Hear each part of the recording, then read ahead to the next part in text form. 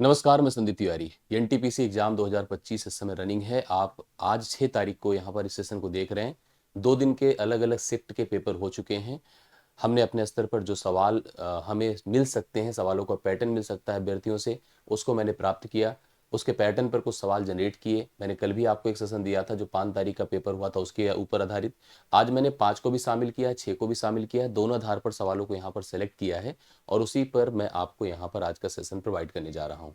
सभी लोग ध्यान से इस सेशन को देख लेंगे और जिनका जिनका आगे पेपर है उनके लिए तो बहुत ही महत्वपूर्ण होगा। आप लोग इसको अपनी तैयारियों में शामिल करें और ज़रूर इसका बेनिफिट उठाएं। और विश्वास मानिए कि इससे आपको जरूर हेल्प मिलेगी परीक्षा हाल में, श्योर है, मैं आपको बिलीव दिलाता हूँ। वीडियो सेशन एक बार लाइक कर देंगे, शेयर कर देंगे और अगर आपको समझ में आए तो अपने फीडबैक और थॉट भी जरूर देंगे। मैं आप लोगों के कमेंट्स का इंतजार करूंगा। अगर आपको कोई टॉपिक में कंफ्यूजन है तो आप टॉपिक भी हमें मेंशन करते चलिएगा, जिससे कि उस पर भी हम क्लैरिटी करते चले जाएंगे। मैं आपको सबसे पहले बता दूं कि जो अभी तक हमने सोल्यूशन की बात करी, जो सवालों के नेचर को देखा, और वो 5 तारीख को भी यही चीज़ सामने आई, 6 को थोड़ा बहुत बदलाव हुआ, लेकिन दोनों के आधार पर हमको एक चीज़ समझ में आया कि जो सरलीकरण वाला हिस्सा है, वो सरलीकरण वाला हिस्सा 2 से 3 सवाल दे रहा है। 203 में मतलब और भी दे रहा है, मतलब कुछ तो ऐसे कैलकुलेटिव दे रहा है, उसको आप सरलीकरण कहो ना कहो, नंबर सिस्टम की कैटेगरी में ले जाओ। जैसे हम बात किए तो अभ्यर्थियों से कुछ का कहना है कि सर नंबर सिस्टम से सवाल नहीं आ रहे हैं, लेकिन कुछ ऐसे सवाल होते हैं जो सरलीकरण के हिस्से में होते हैं, जो मिसलेनियस हिस्से में होते हैं, नंबर सिस्टम से बन जाते हैं। तो 1 से 2 सवाल आपका नंबर सिस्टम से बन रहा है, बहुत पैटर्न नंबर सिस्टम नहीं बन रहा है। जैसे अभी आपने सी सेट का पेपर देखा था, उसमें प्रॉपर नंबर सिस्टम को भर भर के दिया था, लेकिन यहाँ पर नंबर सिस्टम में थोड़ा सा कमी कंप्रोमाइज़ किया है। लेकिन नंबर सिस्टम आगे आपको, मतलब ऐसा नहीं कि अभी नहीं आया है तो अब आगे नहीं आएगा। नंबर सिस्टम पर फोकस बनाए रखिएगा। अभी भी 1 से 2 सवाल दे रहा है जो कि आपको पैटर्न के सवाल की तरह है, जो मिसलेनियस विविध के सवाल होते हैं, संख्याओं के ऊपर रिलेटेड सवाल होते हैं। बहुत ज़्यादा जैसे शेषफल, फैक्टर, इस पर फोकस नहीं किया है, श्योर है। सरलीकरण में बॉड मास का सवाल आपको देखने को मिला है और सबसे इंपॉर्टेंट इसमें जो अलजेब्रा के रूल होते हैं उस पर सवाल आपको देखने को मिले हैं। ठीक है, तो इसलिए अलजेब्रा का उपयोग बहुत दिया है। मतलब मैं जो समझ पा रहा हूँ कि 3 से 4 सवाल केवल अलजेब्रा से बना के दे रहा है, तो ये बहुत अच्छी बात है और बड़ी बात है। करड़ी इसमें ऐड किया है, मैं एक टॉपिक मेंशन कर देता हूँ, सर्ट्स। ठीक है, सर्ट्स इंडिसेस जिसे आप लोग कहते हैं, करड़ी ऐड किया है, वर्गमूल वाले सवालों को ऐड किया है। तो इस पर आप लोग जरूर ध्यान दीजिएगा, एक एक दो दो सवाल जिस पर जो बनते हैं उसको तैयार करिएगा। एलसीएम एचसीएफ से एक सवाल सिंपली एचसीएफ एलसीएम पूछने पर, जैसे सवाल केवल पूछा है कि ज्ञात करना, लासा मासा ज्ञात करना, इस पर सवाल पूछ रहा, उसमें एक सवाल शायद आपका भिन्न का आया, सॉरी दशमलव का आया हुआ है, तो दशमलव वाला लासा मासा आप देख लीजिएगा, भिन्न वाला भी देख लीजिएगा, और जो अल्जेब्रिक लासा मासा होते हैं उस पर भी ध्यान दीजिएगा। टाइम एंड वर्क का 2 सवाल आ रहा है और बेसिक आ रहा है, मतलब ऐसा नहीं कि बहुत ज़्यादा उसमें कन्फ्यूजन दे रहा है। हाँ, कैलकुलेशन है थोड़ी सी, लेकिन मतलब कैलकुलेटिव है, मतलब इतना भी आप इसको ईजी नहीं मान सकते हैं।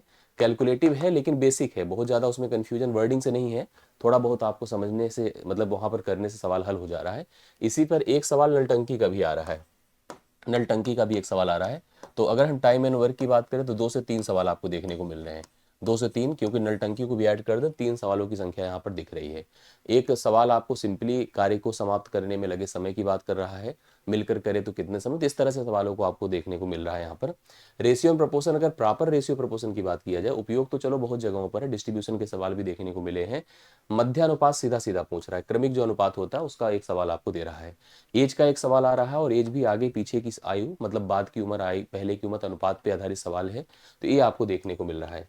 पार्टनरशिप का कोई सवाल अभी तक हमको नहीं जानकारी में मिला है। ठीक है, अगर हम बात करें साझेदारी की, तो साझेदारी का भी कोई सवाल हमको नहीं समझ में आया कि किसी ने हमको बताया हो कि साझेदारी का भी सवाल आया हो। हालांकि साझेदारी आता है तो साझेदारी पर फोकस रखिएगा, एकदम इग्नोर मत करिएगा। मिक्सचर का सवाल देखने को मिला है, एक सवाल मिक्सचर का बनकर आ रहा है। ठीक है, जैसे अभी वर्तमान में 2 वस्तुएं थी जिनमें अलग अलग पदार्थों की मात्राओं का अनुपात दिया है, किसी एक को हटा दें घटा दें तो अनुपात इतना परिवर्तित होकर हो जाएगा। तो मिक्सचर का एक सवाल आपको देखने को मिल रहा है। एज का एक सवाल सर्टेन आ रहा है। चक्रवृद्धि और साधारण ब्याज में बेसिक आ रहा है, बेसिक आ रहा है। उसमें भी जो अभ्यर्थियों से बात करने में पता चला कि अंतर वाला सवाल आपको देखने को मिल रहा है। ठीक है, जो अंतर मतलब होता है साधारण और चक्र, मैं पहले से भी कहता था कि अंतर ही आएगा। और यहीं पर आपको मैं बता दूं, जो प्रॉफिट लॉस का हिस्सा है, ठीक है, जो प्रॉफिट लॉस का हिस्सा है उसमें डिस्काउंट को शामिल कर रहा है, डिस्काउंट को शामिल कर रहा है, जैसे कि अगर किसी वस्तु को छूट दे करके बेच रहे हैं तो भी लाभ अर्जित कर रहे हैं। इस पर आप लोग जरूर ध्यान दीजिएगा, इसका सवाल आपको फेस करने के, आरपीएफ में भी दिखा था, यहाँ भी दिख रहा है। एवरेज का 2 से 3, सबसे ज्यादा तो एवरेज पर फोकस कर लिया। एवरेज में भी जो मुझे पता चला कि स्थानांतरण था, रिप्लेसमेंट पर सवाल आया है। और एक जो ऐसे आता है, मैं आपको बता दूं कि जैसे 5 संख्याओं का औसत दिया है, 3 का दिया है, अंतिम 3 का दिया है, बीच का निकालना हो, इस पर सवाल बनता है। वो आपका जो मिड और एरर वैल्यू, जो बीच की वैल्यू होती है, उस पर आप लोग ध्यान दीजिएगा। जो गलतियां करने वाला सवाल है उसको जरूर ध्यान दीजिएगा, रिप्लेसमेंट को बिल्कुल जरूर ध्यान दीजिएगा।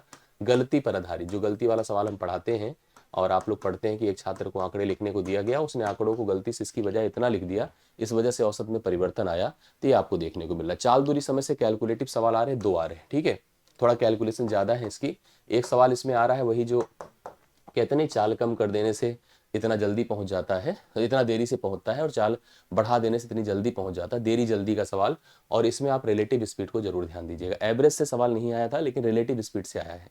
ऊंचाई दूरी से एक सवाल आया है, त्रिकोणमिति। और ऊंचाई दूरी में सिंपल सवाल है कि आप यहाँ ऑब्जर्वर हैं और किसी एक वस्तु को जो टॉप पर उसको ऑब्जर्व कर रहा है और कोई कोण बना रहा है, तो यहाँ पर इसकी यहाँ से यहाँ तक की दूरी है, ऊंचाई देकर के सिंपल सवाल आ रहा है। अगर tan थीटा का रिलेशन आप जानते हैं तो आराम से इसको जरूर कर पाएंगे। tan थीटा आपका परपेंडिकुलर अपान बेस होता है, मतलब ऊंचाई बटा दूरी होता है, आप सबको पता होगा।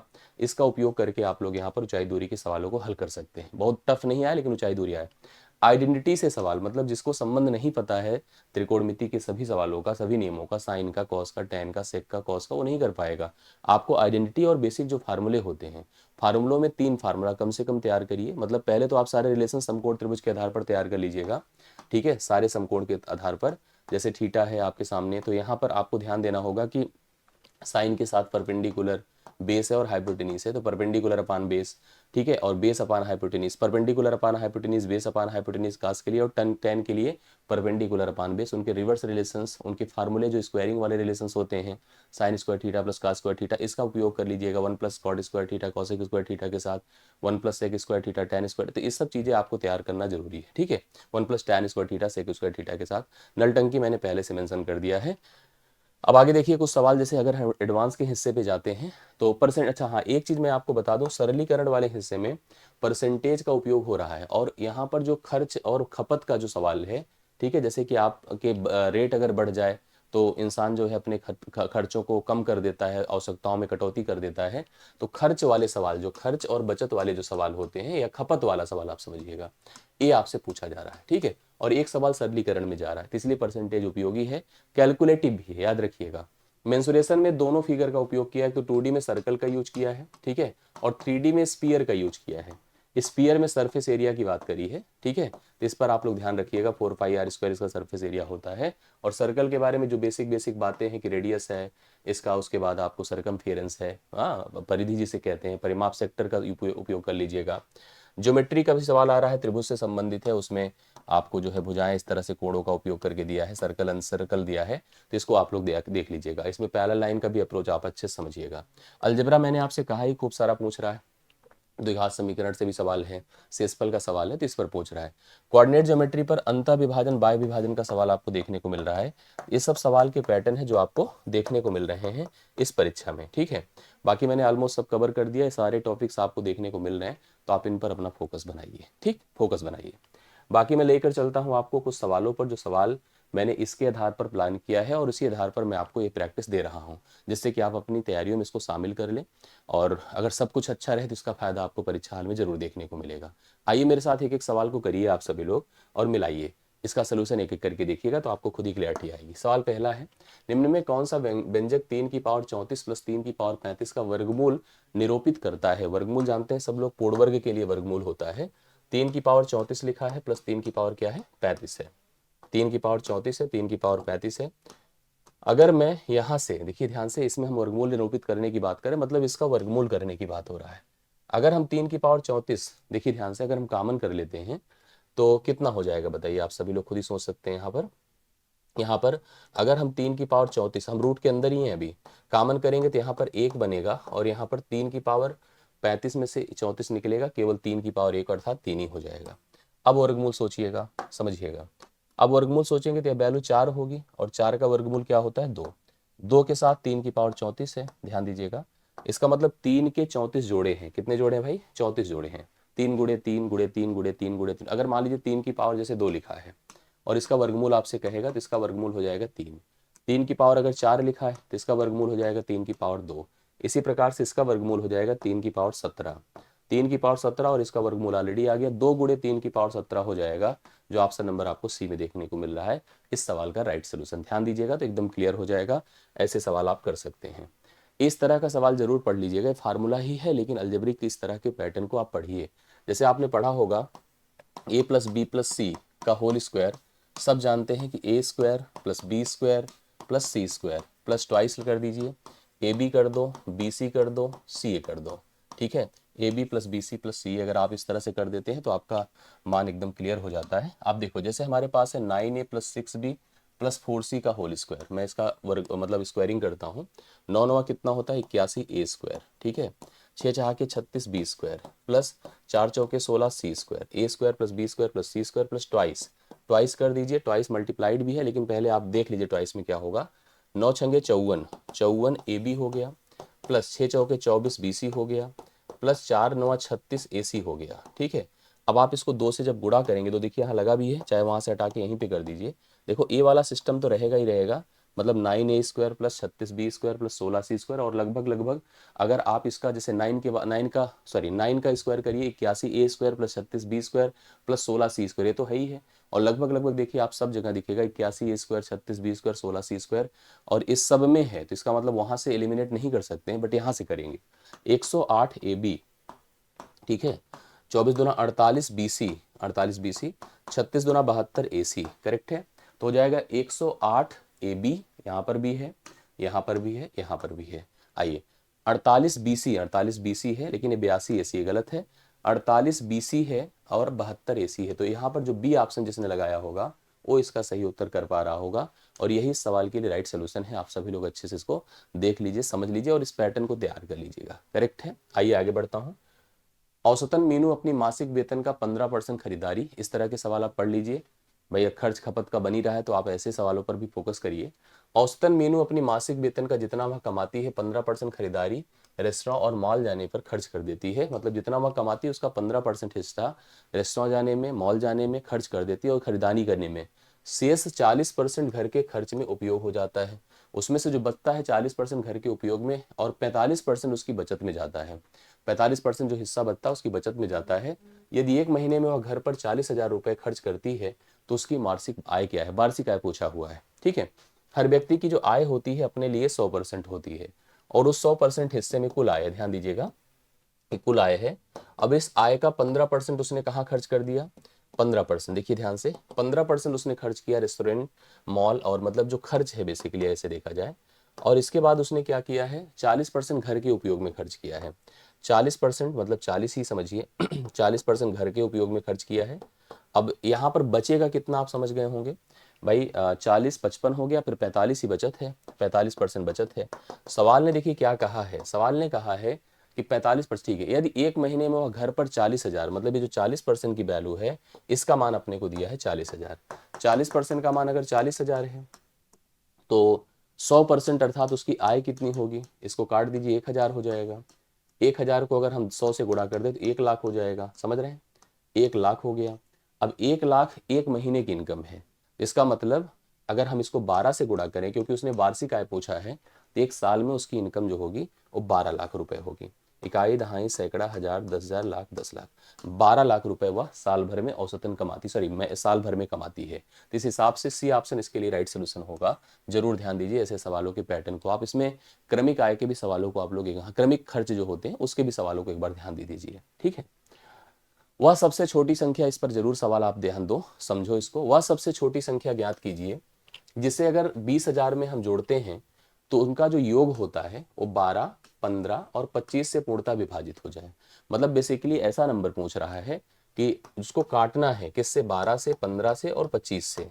नंबर क्या था, 20,000 था ना, लेकिन 20,000 नहीं, 20,000 में कुछ ऐसा जोड़ दूं जिससे जो प्राप्त मान हो ना, वह मान आपका 12 से, 15 से और 25 से पूर्णतः विभाजित हो जाए। अब न्यूनतम की बात किया जाए, न्यूनतम इसमें सबसे छोटा 100 है।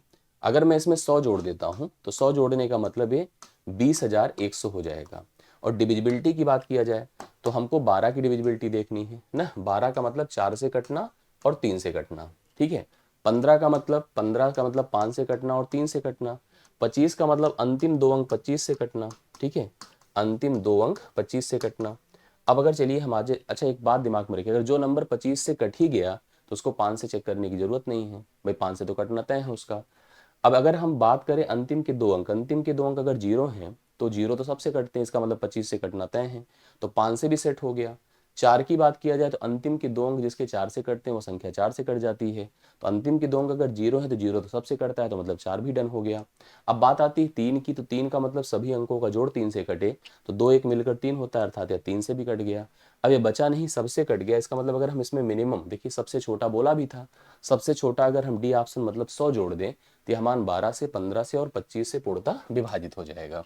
चौथे सवाल का राइट सोल्यूशन आपका डी ऑप्शन है, 100 नोट करिएगा, करेक्ट आंसर हो जाएगा। हो सकता है और भी कोई सपोर्ट करे, जैसे 200 भी रखने से काम बनेगा, नहीं बनेगा, 200 रखने से नहीं बनेगा क्योंकि वह संख्या 3 से नहीं घटेगी। इस प्रकार से आपको ध्यान देना पड़ेगा डिविजिबिलिटी को सोचते हुए। अनिल अंकित मूल्य पर देखिए सवाल जरूर तैयार करिए, क्योंकि ये सवाल इस पैटर्न का बन रहा है। अनिल अंकित मूल्य पर जितना प्रिंटेड प्राइस होती है वस्तु की, उसके 20% छूट के साथ एक वस्तु खरीदता है। मतलब वो उसने खुद, वो एक दुकानदार की तरह है, उसने 20% की छूट पर, जो प्राइजेस फिक्स थी उस पर 20% की छूट पर खरीदा, और अपने ग्राहक को अंकित मूल्य पर 8% की छूट पर उसने वस्तु बेच दिया। उसका लाभ या हानि का प्रतिशत बताना है। सुनिए कैसे हुआ होगा। जैसे 100 रुपये प्रिंटेड प्राइस थी, AMRP थी, लेकिन अंकित को मिली कितने में बताइए, 20% की छूट पर। उसकी लागत जो थी, अर्थात उसने पैसे जो लगाए थे 80 लगाए थे।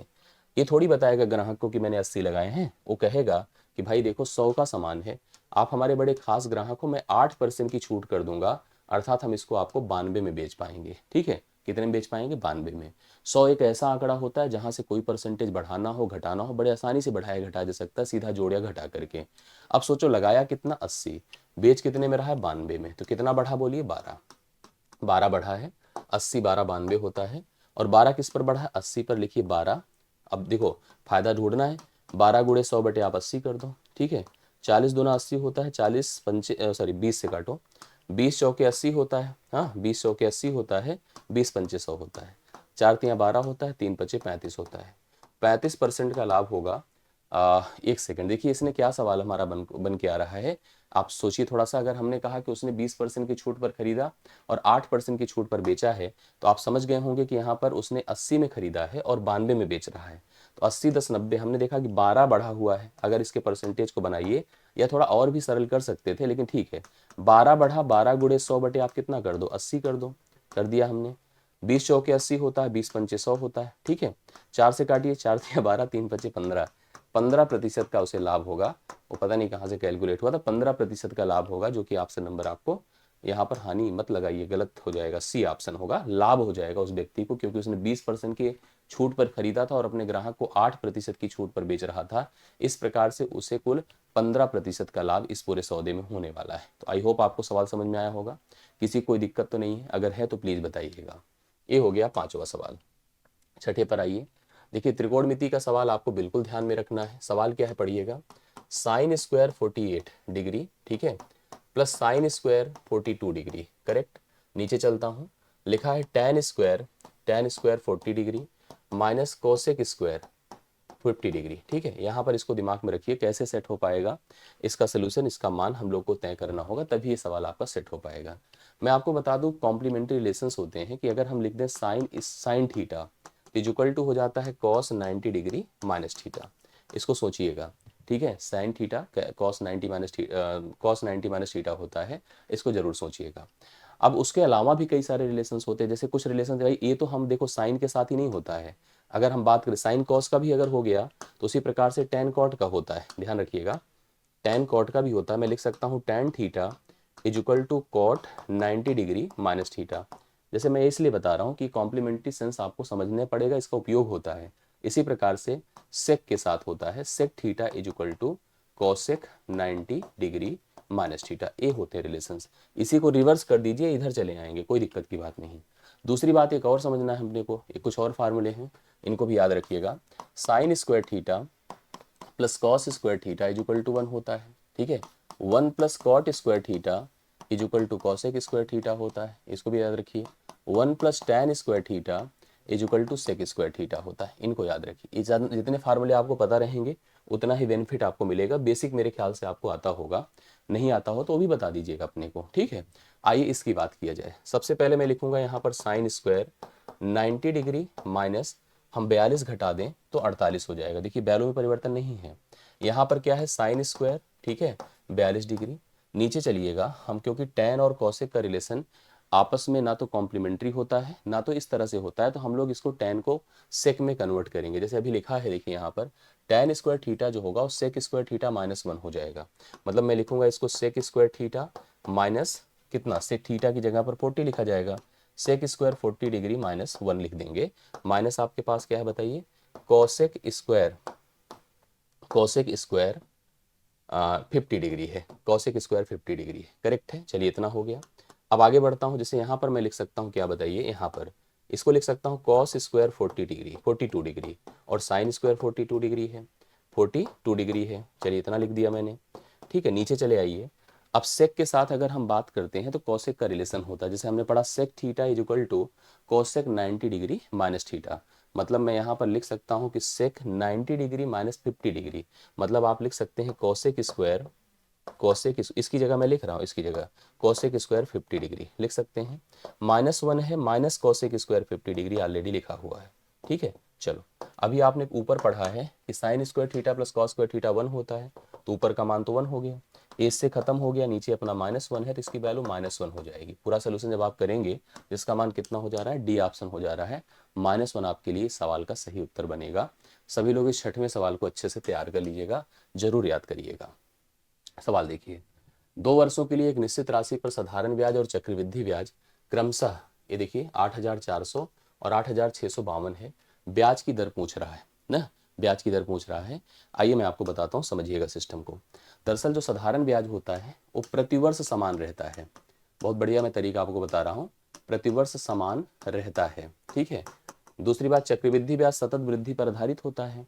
जो पहला साल होता है, ध्यान रखिएगा, जो पहला वर्ष बराबर, ध्यान से देखिएगा, जो सीआई होगा, जो एसआई होगा वही सीआई होगा, ये दोनों सेम रहते हैं, ठीक है, बराबर रहते हैं, समान रहते हैं।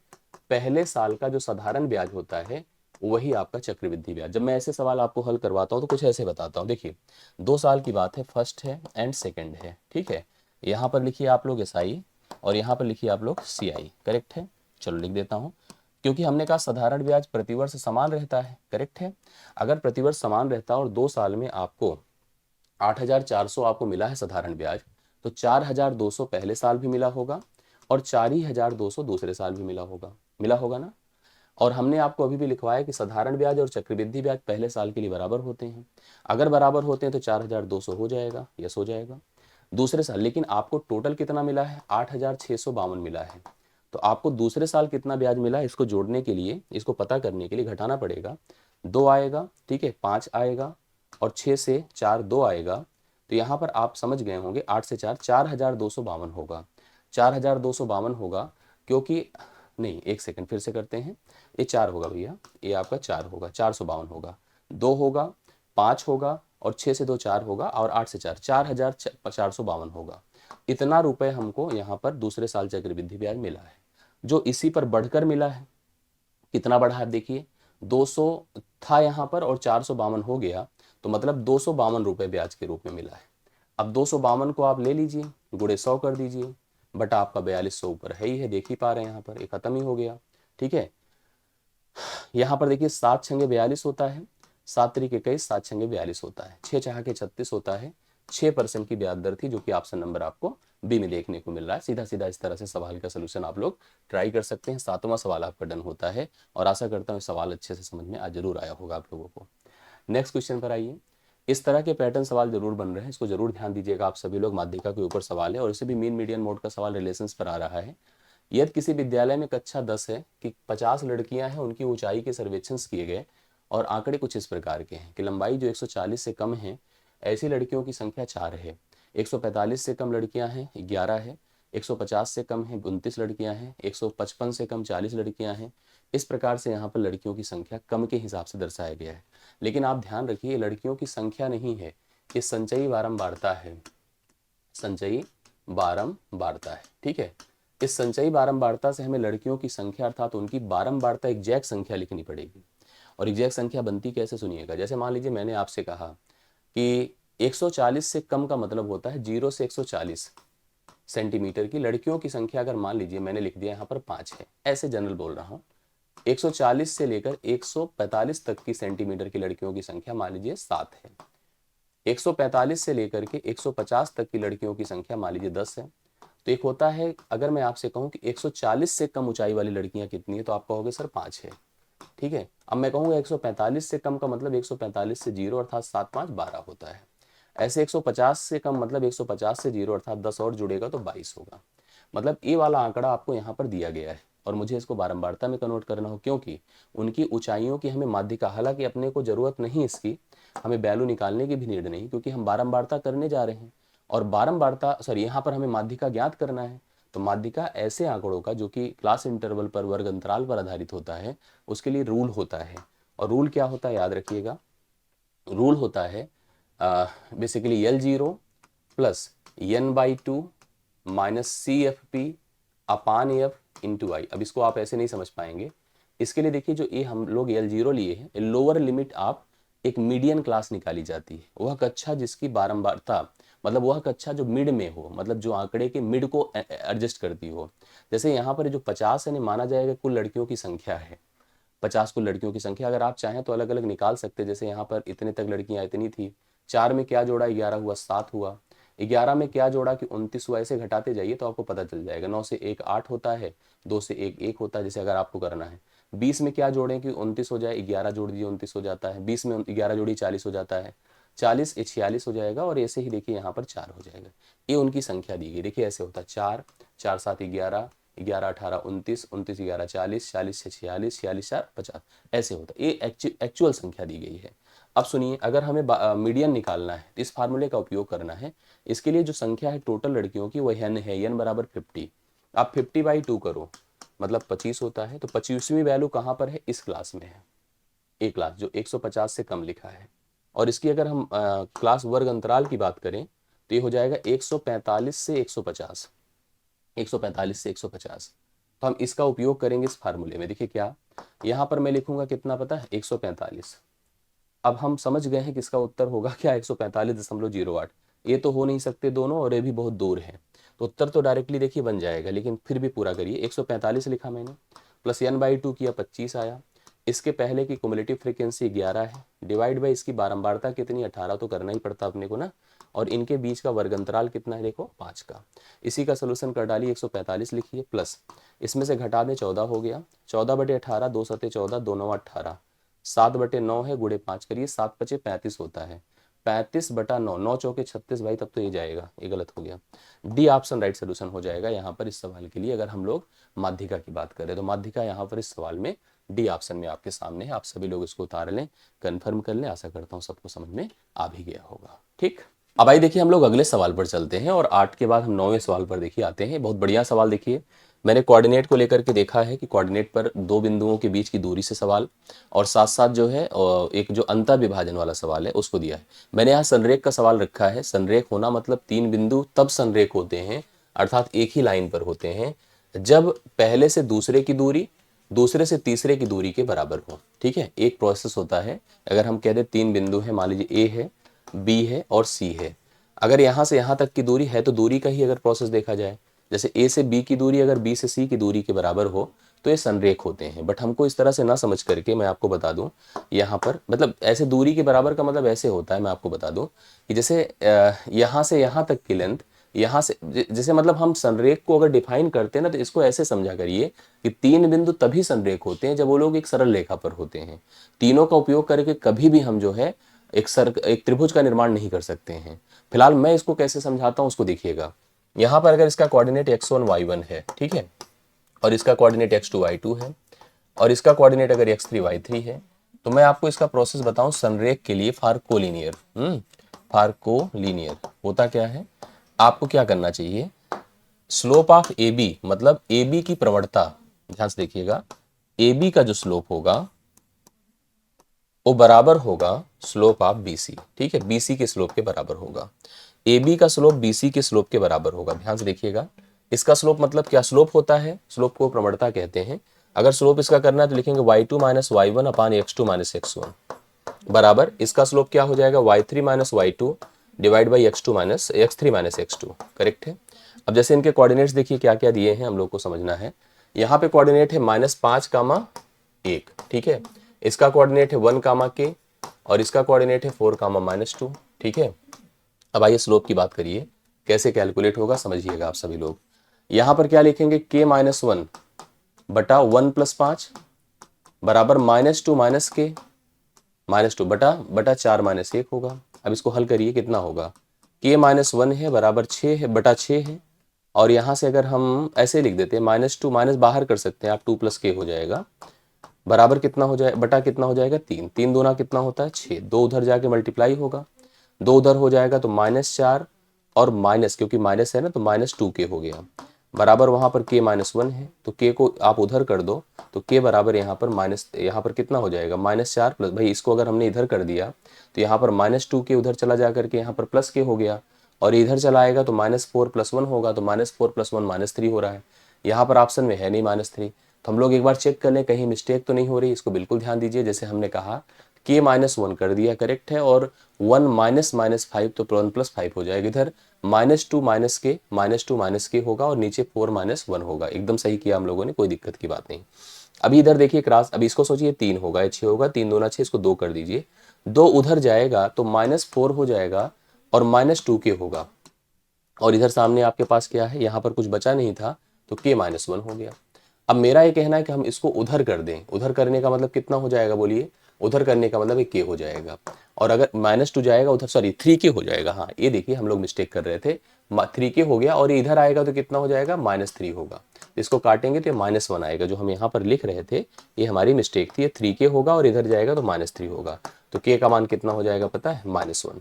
तो -1 पहला ऑप्शन इस सवाल के लिए राइट सोल्यूशन होगा। इसी के लिए पूछा ही था कि के किस बिंदु के लिए, यह जो हमारे पास तीनों बिंदु थे, मतलब के किस मान के लिए तीनों बिंदु आपस में कोलिनियर है, अर्थात संरेखी हैं, इसको जरूर दिमाग में रखिएगा।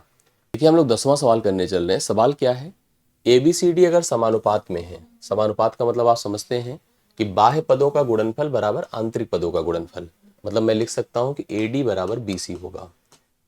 मध्यानुपात का सवाल आपकी परीक्षा में आ रहा है, मैंने मध्यानुपात का थोड़ा स्टैंडर्ड सवाल लिया है।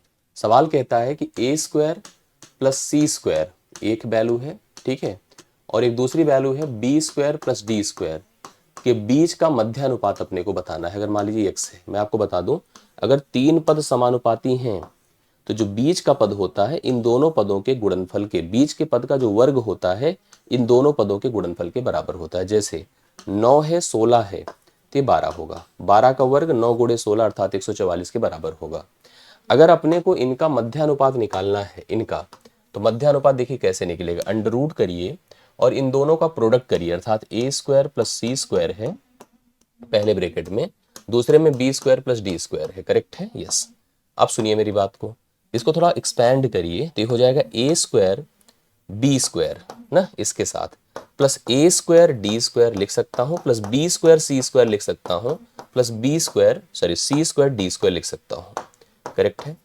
अब एक बात हमने पढ़ा है, जैसे मैं आपको बता दूं, ये दोनों वैल्यूज सोचा जाए तो सेम ही है, बोलिए कैसे। यहां से आप देखो AD बराबर क्या है, बोलो BC है, AD अगर BC के बराबर है तो इसको हम BC लिख सकते हैं कि नहीं, मतलब B² C² लिख सकते हैं, ये भी B² C², ये भी B² C², तो कितने B² C², 2 B² C², अर्थात हम इसको चाहें तो जैसे हम ऐसे लिख दें AD AB + CD का होल वर्ग, सुनिए क्या होगा, A² क्या होगा B² प्लस C² D², देखिए दोनों मिला, A मिला A मिला, प्लस ट्वाइस क्या होगा बोलिए, AB इंटू CD। अब आप ये बताओ कि जो AD है वो BC के बराबर है कि नहीं है, देखो लिखा है, तो हम इसको 2B² C² नहीं लिख सकते हैं, बिल्कुल लिख सकते हैं भाई। अगर आप इसको भी B² C² मानो, इसको भी B² C² मानो, तो ट्वाइस B² C² है कि नहीं है, तो इसका मतलब इसका वर्गमूल AB + CD हो जाएगा, AB + CD ही इसका वर्गमूल होगा, अर्थात यही आपका मध्यानुपात होगा। जो पहला ऑप्शन है इसके लिए राइट सोल्यूशन होगा। ऐसे सवालों पर बिल्कुल ध्यान रखिएगा, सवाल आए तो करके आइए, गलत मत करिएगा। ये देखिए हमने, देखिए DI अभी बहुत नहीं समझ में आया है कि DI कोई बता पाया है या नहीं समझ पा रहा है DI को लेकर, लेकिन मैं श्योर हूँ DI पर सवाल आपको मिलेगा आगे चल करके। निम्नलिखित आलेख का ध्यानपूर्वक अध्ययन करना और प्रश्नों का उत्तर देना है। 5 भिन्न कंपनियों में कार्यरत महिलाओं और पुरुषों की संख्या दर्शाई गई है। कंपनियों में पुरुषों और महिलाओं की संख्या को कुछ इस प्रकार से दर्शाया गया है। कंपनियों के नाम ABCDE हैं। मेल आपको दिए हैं, फीमेल आपको दिए हैं। मेल को ब्लैक कलर से और फीमेल को रेड कलर से दर्शाया गया है। यहाँ पर इस फिगर को देखने के बाद समझ में आ रहा है। आंकड़े आप देख रहे हैं ऊपर की तरफ ऐसे हॉरिजॉन्टल दिखाए गए हैं, सॉरी वर्टिकल। बाकी सवालों को हल करना है। किस कंपनी में सबसे अधिक कर्मचारी नियुक्त हैं? मतलब ये तो जोड़ने से समझ में आ जाएगा, इसमें कोई ऐसा नहीं, तो आप देखने से भी समझ पा रहा है। यहाँ पर सबसे ज्यादा अगर कर्मचारियों की बात करो तो ई में है। ठीक है, आप जोड़कर देख लीजिए। 25, 24, 49 होता है ना, 20, 18, 38 होता है, 15, 16, 31 होता है, 18 और 21 कितना होगा, 21, 10, 31, 8, 39 होता है, 16, 12, 28 होता है। सबसे ज्यादा कर्मचारी ई कंपनी में नियुक्त है। करेक्ट है, यस। दूसरा सवाल देखिए। अब देखिए इसी पैटर्न पर आपका जो है उसी फिगर पर एक और सवाल आपको दिख रहा है, जो 12वां सवाल होगा इस सेट का। सवाल कहता है, आप ध्यान से देखिएगा कैसे किया जाएगा। सवाल कहता है कि सभी कंपनी में कार्यरत पुरुषों और महिलाओं की संख्या का जो अंतर है, जो पुरुष और महिलाओं की संख्या का अंतर है, कुल कार्यरत पुरुषों का कितना परसेंट है, जो कार्यरत कुल पुरुष है उनका कितना परसेंट है। देखिए दो चीज करनी होगी, एक तो हमें अंतर निकालना होगा, और अंतर भी अगर हमें सोचे कि चले ऐसे डायरेक्ट अंतर निकालते तो बिल्कुल गलत हो जाएगा। तो आपको क्या करना चाहिए कि यहाँ पर ऐसे में पुरुषों की संख्या और महिलाओं की संख्या को जोड़ना पड़ेगा, तब डिफरेंस करिए और डिफरेंस को पुरुष से कंपेयर करिए।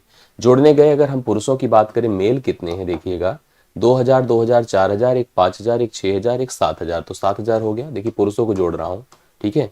500, 500, 1000, तो ये 8000 हो जाएगा, 1000 और कर दिया मैंने। इसके बाद देखिए 8 है, 6, 14 होता है, 14 का मतलब 9400 हो जाएगा। अगर इसको हम प्रॉपर जोड़ते हैं तो 7, 1, 8, 1, 9400 हो गया। इतने तो पुरुष हो गए। अब बात आती है महिलाओं की।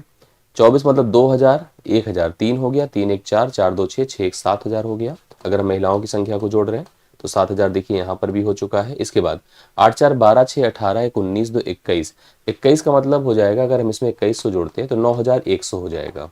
9100 हो गया। अब इन दोनों का अंतर देखिए तो 300 का है, तो 300 अंतर है पुरुष और महिलाओं का। अगर हम इसको परसेंट में बनाएंगे, 300 गुणे 100 कर देते हैं, और बटे यहाँ पर पुरुषों की संख्या 9400 है, 9400 से भाग कर देते हैं, खत्म ही हो गया। 2 चौके 8 होता है, 2 सते 14 होता है, ठीक है। और 2 से इसको हम कर देते 150, 150 3 बार जाएगा, 3 दशमलव समथिंग करके देखिए तो ऑप्शन नंबर 20 सवाल के लिए राइट सोल्यूशन दे रहा है। ठीक है, एकदम सही से आप लोग इसको देख लीजिएगा, कंफर्म कर लीजिएगा। नेक्स्ट क्वेश्चन पर आइएगा। एक कंपनी में 3 तरह के क्रमिक छूट का प्रदान, मतलब कंपनी 3 तरह के क्रमिक छूट प्रदान करती है। क्रमिक छूट पर भी सवाल है और छूट देने के बाद लाभ होने पर भी सवाल है, तो इसलिए छूट का सवाल तो मैं डायरेक्ट आपको दे रहा हूं। छूट होने के बाद, छूट देने के बाद भी लाभ के सवाल आएंगे तो उसको भी देखना पड़ेगा।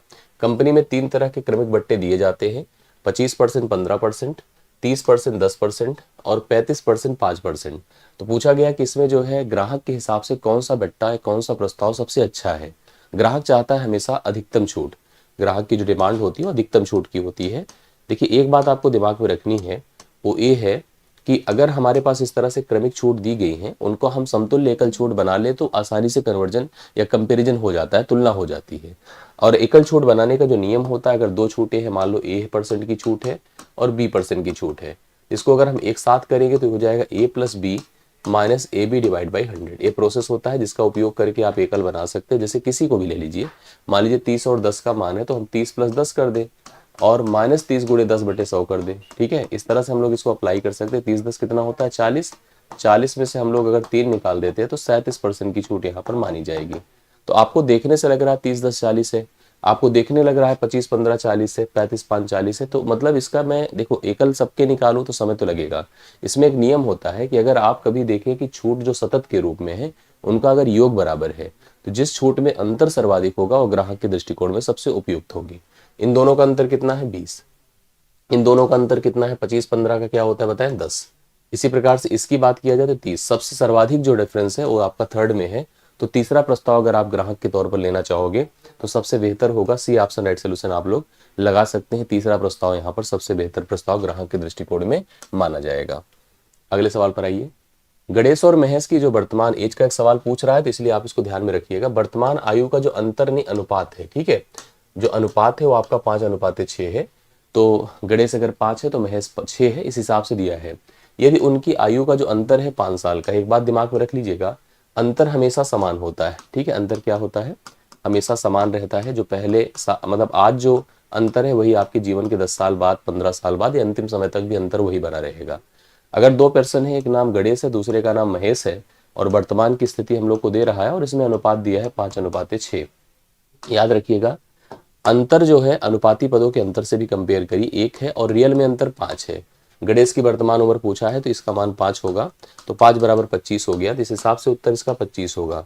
जो हमसे सवाल पूछ रहा है बाद के अनुपात पर, पहले के अनुपात पर आपसे सवाल बनकर एग्जाम में दिख रहा है, तो आप उस पर जरूर ध्यान दीजिए। एक सवाल एज की जरूरत पर आप फोकस करिए, ठीक है। अगले सवाल पर आते हैं। एक बर्तन में देखिए मिश्रण का सवाल एक दिख रहा है, इसलिए मिश्रण हम ले रहे हैं यहाँ पर। एक पार्टनरशिप का भी सवाल आपको देखना चाहिए। इस तरह के सभी जितने भी सवाल है जो परीक्षा में आपके सामने है उसको जरूर फोकस करिए। एक बर्तन में स्पिरिट है और वाटर है, इनका जो रेशियो दिया है 4:3 दिया है। अगर इस स्पिरिट में, इस मिश्रण में 5 लीटर मिश्रण और 5 लीटर पानी मिला दें, मतलब दोनों चीजें बढ़ाई जा रही है और समान मात्रा में बढ़ाई जा रही है, अलग अलग मात्रा का भी प्रोसेस होता है। ये 5 लीटर पानी, स्पिरिट भी बढ़ रहा है और 5 ही लीटर पानी भी बढ़ रहा है, दोनों समान बढ़ रहा है, तो कह रहा है जो रेशियो बन रहा है वो 5:4 का हो गया। अब हमसे पूछा बर्तन में पानी की प्रारंभिक मात्रा क्या थी, वाटर पहले कितना था ये बताना है। देखिए जब अगर यह चेंजेस समान होते हैं तो हमको यही चेक करना होता है क्या अनुपातिक डिफरेंस भी सेम हो रहा है कि नहीं। पता चल रहा है कि सेम ही हो रहा है, और कितने का हो रहा है, 1 का हो रहा है, तो हमने तुरंत 1 बराबर 5 कर दिया, जो एक्चुअल डिफरेंस है, एक्चुअल डिफरेंस है। तो एक्चुअली पानी कितना था, शुरू में 3 था, तो 3 बराबर क्या होगा, 15 लीटर। तो पानी की मात्रा जो प्रारंभ में थी वो 15 लीटर थी। अलग अलग का भी सवाल बनता है, अलग अलग के भी पैटर्न पर सवाल आपसे पूछे जाते हैं, तो बिल्कुल ध्यान दीजिए। इस तरह के जितने सवाल आपके सामने बनकर आ सकते हैं वो सब कुछ हम लोगों ने सेट में रखा है, और भी जो भी पॉसिबिलिटी बनती है उसको भी हम सॉल्व करते रहेंगे, आपको करवाते रहेंगे। तो अभी के लिए मेरी तरफ से इतना ही। मुझे लगता है कि सेशन आपके लिए बहुत बेनिफिशियल है, इसको अच्छे से देखिए। अगर अच्छा लगा तो लाइक शेयर भी कीजिएगा। बाकी मुलाकात आपसे अगली क्लास में होगी। अभी के लिए मेरी तरफ से इतना ही। बहुत बहुत धन्यवाद। Thank you so much.